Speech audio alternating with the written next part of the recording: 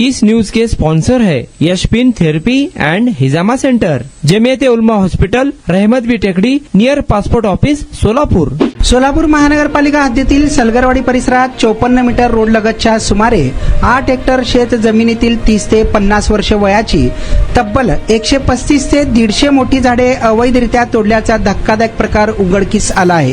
प्लॉटिंगसाठी जागा रिकामी करण्याच्या उद्देशाने गेल्या 10 दिवसात पिंपळ, जांभूळ, आंबा व बहुतांश लिंब जातीच्या झाडांची कत्तल करून सुमारे 5 ट्रक लाकूड विक्री केल्याचा गंभीर आरोप स्थानिक नागरिकांनी केला आहे.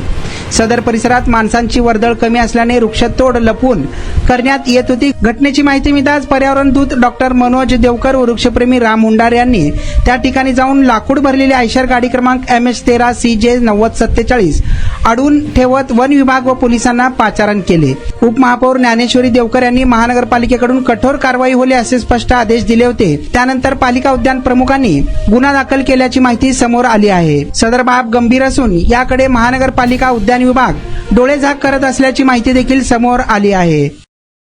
टाकणार कुठं भाडं मारते म्हणजे स्मशानभूमीला जाळण्यासाठी लाकडं टाकलेलं आहे. ते कोण दिले तुम्हाला ते ऑर्डर स्मशानभूमीत? ते आपल्याला ऑर्डर दिलेलं नाही, आपल्याला ते शेतकरी तिथं टाका लागलाय. तुम्हाला कोण सांगितलं हे ते घेऊन शेतकरी जायला? आपल्याला भाडं तिने द्यायला लागलाय ना. कुठला शेतकरी? हे प्लॉटिंग पाडणार काय नाव काय आहे त्यांचं? प्लॉटिंग पडणार नाही, शेतकरी दिलाय साहेब. प्लॉटिंग पडणार अजून घेतलेलं नाहीये. तुला कोणीतरी कॉन्ट्रॅक्ट दिला असेल ना, त्याचं नाव पत्ता काय काहीतरी असेल. ते या लागले मध्ये भरलेत का गाडीत?